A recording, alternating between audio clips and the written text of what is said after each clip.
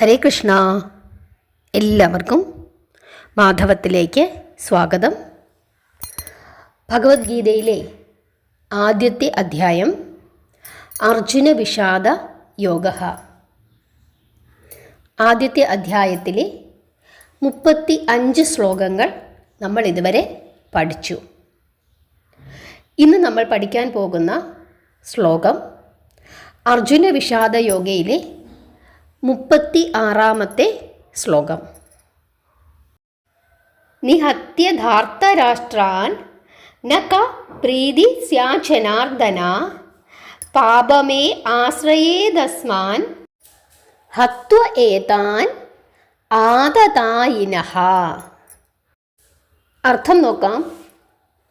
നിഹത്യ അർത്ഥം കൊന്നിട്ട്, ധാർത്തരാഷ്ട്രാൻ ധൃതരാഷ്ട്ര പുത്രർ, ന നമുക്ക്, കാ എന്ത്, പ്രീതി സുഖം, സ്യാത് പക്ഷേ, ജനാർദ്ദന കൃഷ്ണൻ, പാപം പാപം, ഏവം ഒന്നു മാത്രം, ആശ്രയേത് നേടുക, അസ്മാൻ നമുക്ക്, ഹത്വ കൊന്നിട്ട്, ഏതാൻ ഇവരെ, ആദതായിന മഹാപാപികൾ.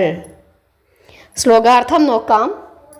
അല്ലയോ ജനാർദ്ദന, ഇവരെ കൊന്നിട്ട് നമുക്ക് എന്തു സന്തോഷമാണ് ഉണ്ടാകാൻ പോകുന്നത്? ഈ മഹാപാപികളെ വധിച്ചാൽ പാപം മാത്രമാണ് ഫലം. ഇതാണ് 36-ാമത്തെ ശ്ലോകത്തിൻ്റെ അർത്ഥം. ഇവിടെ അർജുനൻ ജനാർദ്ദന എന്നാണ് ഭഗവാനെ വിളിച്ചിരിക്കുന്നത്. എന്തുകൊണ്ടാണ് ഭഗവാന് ജനാർദ്ദനൻ എന്ന നാമം സിദ്ധിച്ചത്? ജന എന്ന അസുരനെ കൊന്നതുകൊണ്ടാണ് ഭഗവാനെ ജനാർദ്ദനൻ എന്ന് വിളിക്കുന്നത്. അർജുനൻ ഭഗവാനോട് പറയുകയാണ്, അല്ലയോ ജനാർദ്ദന, ധൃതരാഷ്ട്രപുത്രന്മാരെ കൊന്നിട്ട് നമുക്ക് എന്ത് സൗഖ്യമാണ് വരാനുള്ളത്? ശത്രുക്കളാണെങ്കിലും ഇവരെ കൊന്നാൽ നമുക്ക് പാപമേ വന്നു ചേരൂ. അതുപോലെ ജനാർദ്ദനൻ എന്ന വാക്കിന് മറ്റൊരർത്ഥം കൂടിയുണ്ട്. അതായത് ദുഷ്ടന്മാരെ നിഗ്രഹിക്കുന്നവനെന്നും അർത്ഥമുണ്ട്. ജനങ്ങളാൽ ഇഹപര സുഖത്തിനായി ആശ്രയിക്കപ്പെടുന്നവനെന്നുമാണ് ജനാർദ്ദനൻ എന്ന ശബ്ദത്തിൻ്റെ മറ്റു ചില അർത്ഥങ്ങൾ. അങ്ങ് ദുഷ്ടനിഗ്രഹം ചെയ്യുന്നവനും സുഖദാതാവുമായതുകൊണ്ട് ഈ സഹോദര വധം കൊണ്ട് സുഖം കിട്ടുമോ എന്ന് അങ്ങ് ചിന്തിക്കുക എന്നാണ് അർജുനൻ ഈ വിധം പറയുന്നതിൻ്റെ ധ്വനി. ധൃതരാഷ്ട്രപുത്രർ എന്ന് പറഞ്ഞിരിക്കുന്നത് എന്തും കൂടിയാണ്, തൻ്റെ സഹോദരങ്ങളാണ് എന്ന് സൂചിപ്പിക്കുന്നതിനും കൂടി വേണ്ടിയാണ് അങ്ങനെ പറഞ്ഞിരിക്കുന്നത്. ഇനി ആദതായികൾ എന്ന് പറഞ്ഞിരിക്കുന്നു. ആദതായികൾ എന്ന വാക്കിൻ്റെ അർത്ഥം എന്താണ്?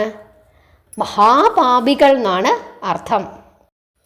തീ, വിഷം ഇവ പ്രയോഗിച്ച് നാശം വരുത്തുന്നവനും ആയുധപാണിയും ധനം അപഹരിക്കുന്നവനും ഭൂമി അപഹരിക്കുന്നവനും ഭാര്യയെ അപഹരിക്കുന്നവനും, ഇങ്ങനെ 6 കൂട്ടരുണ്ട്. ഈ 6 കൂട്ടരാണ് ആദതായികൾ. ആരൊക്കെയാണ് 6 കൂട്ടർ? തീ, വിഷം ഇവ ഉപയോഗിച്ച് നാശം വരുത്തുന്നവൻ, ആയുധപാണി, ധനം അപഹരിക്കുന്നവൻ, ഭൂമി അപഹരിക്കുന്നവൻ, ഭാര്യയെ അപഹരിക്കുന്നവൻ. ഇങ്ങനെ 6 വിഭാഗത്തിൽപ്പെട്ട ദുഷ്ടന്മാരെയാണ് എന്തെന്ന് പറയുന്നത്? ആദതായികൾ എന്ന് പറയുന്നത്. അടുക്കുന്ന ആദതായിയെ ആലോചന കൂടാതെ തന്നെ കൊല്ലാം. അതുകൊണ്ട് കൊല്ലുന്നയാളിന് യാതൊരു ദോഷവും വരത്തില്ല.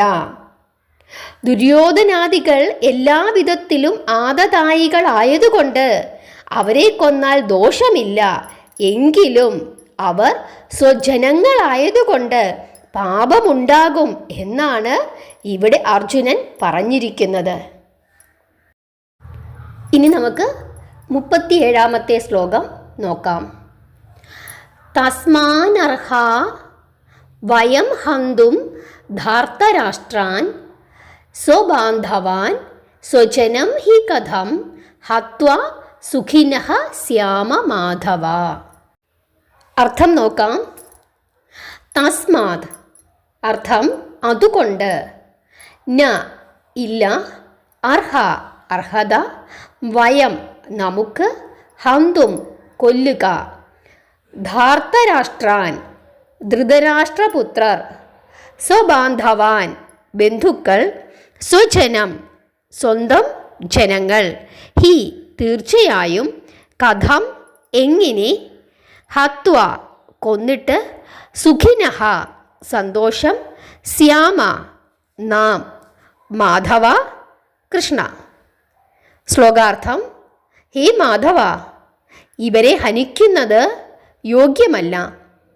സ്വജനങ്ങളെ കൊന്നിട്ട് നാം എങ്ങനെ സുഖികളായി തീരും? എങ്ങനെ? അർജുനൻ ഭഗവാനോട് ചോദിക്കുകയാണ്. അല്ലയോ കൃഷ്ണ, അതുകൊണ്ട് നമ്മൾ ധൃതരാഷ്ട്രപുത്രന്മാരായ സ്വന്തം ജനങ്ങളെ കൊല്ലുന്നത് ശരിയല്ല. സ്വന്തം ആളുകളെ കൊന്നിട്ട് എങ്ങനെയാണ് നമുക്ക് സുഖം കിട്ടുന്നത്? ഇതാണ് അർജുനൻ്റെ ഏറ്റവും വലിയ വിഷമം. എപ്പോഴും അർജുനൻ എന്തു തന്നെയാണ് പറഞ്ഞുകൊണ്ടിരിക്കുന്നത്? സ്വജനം, സ്വന്തം ആളുകൾ. ഈ ചിന്തയാണ് അർജുനൻ്റെ മനസ്സിനെ സമാധാനമില്ലാത്തതാക്കി തീർക്കുന്നത്. എങ്ങനെയാണ് സ്വന്തം ജനങ്ങളെ വധിക്കുന്നത്? ഈ ചിന്ത അർജുനനെ അടിമുടി മാറ്റിയിരിക്കുന്നു. യുദ്ധം ചെയ്യാൻ വയ്യ എന്നാണ് പറയുന്നത്. എന്തിനാണ് സ്വന്തം ജനങ്ങളെ വധിച്ചിട്ട് ആ രാജ്യം നേടുന്നത്? അവർക്കൊക്കെ വേണ്ടിയിട്ടല്ലേ നമ്മൾ യുദ്ധം ചെയ്യുന്നത്? ഭീഷ്മരില്ലാത്ത, ആചാര്യനായ ദ്രോണരില്ലാത്ത, സഹോദരന്മാരില്ലാത്ത, ബന്ധുജനങ്ങളില്ലാത്ത ഈ രാജ്യം നമുക്ക് എന്തിനു വേണ്ടിയിട്ടാണ്? അർജുനൻ അറിയാം, ഒരു യുദ്ധം വരുമ്പോൾ കൗരവപക്ഷത്തുള്ളവർ മാത്രമല്ല മരിക്കുന്നത്, പാണ്ഡവപക്ഷത്തുള്ള ആളുകൾക്കും അപകടം ഉണ്ടാകും. അപ്പോൾ സർവനാശമാണ് ഈ യുദ്ധത്തിലൂടെ സംഭവിക്കാനായിട്ട് പോകുന്നത്. എതിർപക്ഷത്ത് നിൽക്കുന്നത് ആരാണ്? തൻ്റെ പിതാമഹനും ഗുരുക്കന്മാരും മറ്റു ബന്ധുജനങ്ങളും സഹോദരങ്ങളും ഒക്കെ തന്നെയാണ്. ഇവരെയൊക്കെ എങ്ങനെയാണ് വധിക്കുന്നത്? അങ്ങനെ വധിച്ചിട്ട് നമുക്ക് എന്തെങ്കിലും നേടിയാൽ അതുകൊണ്ട് നമുക്ക് മനസമാധാനമുണ്ടാകുമോ? സുഖമായി ജീവിക്കാൻ പറ്റുമോ? ഇതാണ് അർജുനൻ ചോദിക്കുന്നത്. എപ്പോഴും അർജുനൻ ഓരോ ശ്ലോകത്തിലും ചോദിക്കുന്നത് എന്താണ്? സ്വജനം, എൻ്റെ ജനം, എൻ്റെ ആളുകൾ എന്ന മമതാമോഹം. ആ ഒരു മമത അർജുനനിൽ പ്രവേശിച്ചിരിക്കുന്നു. അത് അർജുനൻ്റെ മനസ്സിനെ ഇളക്കി മറിക്കുന്നു. ആ ഒരു മോഹമാണ്, ആ ഒരു മമതയാണ് ആദ്യമായി ഇല്ലാതാക്കേണ്ടത്. നമ്മളായാലും എപ്പോഴും നമുക്കുണ്ടാകുന്ന പ്രശ്നങ്ങളൊക്കെ എപ്പോഴാണ്? എനിക്കത് കിട്ടുന്നില്ല, എന്നോട് മിണ്ടുന്നില്ല, ഞാൻ ആഗ്രഹിക്കുന്നത് പോലെ കാര്യങ്ങളൊന്നും നടക്കുന്നില്ല, ഇങ്ങനെ എനിക്ക് ലഭിക്കുന്നില്ല, അതല്ലെങ്കിൽ എന്നോട് അവരങ്ങനെ പറഞ്ഞു, അങ്ങനെ പറയാൻ പാടുണ്ടോ, അങ്ങനെ ചെയ്യാൻ പാടുണ്ടോ, അതെനിക്ക് വിഷമമുണ്ടാക്കില്ലേ, അതുകൊണ്ട് ഞാൻ തിരിച്ചു പറയും, പ്രതികാരം ചെയ്യും.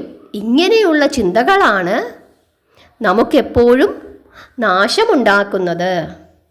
എൻ്റെ എൻ്റെ എൻ്റെ എന്നുള്ള ആ ഒരു മമതയാണ് ആദ്യമായി ഏതൊരു മനുഷ്യൻ്റെയും ഉള്ളിൽ നിന്നും പോകേണ്ടത്. അത് ഭഗവത്ഗീത മുഴുവൻ പഠിച്ചു കഴിയുമ്പം നമ്മുടെ മനസ്സിൽ നിന്നും അത് കുറേശ്ശെ കുറേശ്ശെ മാറിപ്പോകുന്നതായി നമുക്ക് മനസ്സിലാക്കാനായിട്ട് പറ്റും.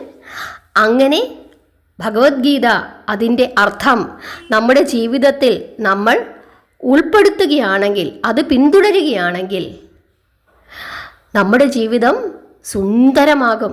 കാരണം പിന്നെ ഒരു വഴക്കും കാണില്ല.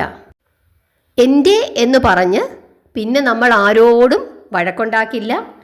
എന്നോടത് പറഞ്ഞു എന്നും പറഞ്ഞു നമ്മൾ ആരോടും ഒരു പ്രശ്നത്തിനും പോകില്ല.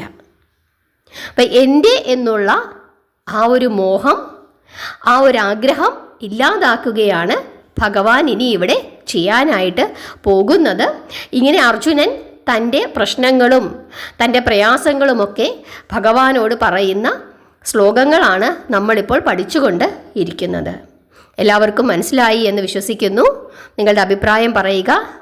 എല്ലാവരെയും ഭഗവാൻ അനുഗ്രഹിക്കട്ടെ. ഹരേ കൃഷ്ണ.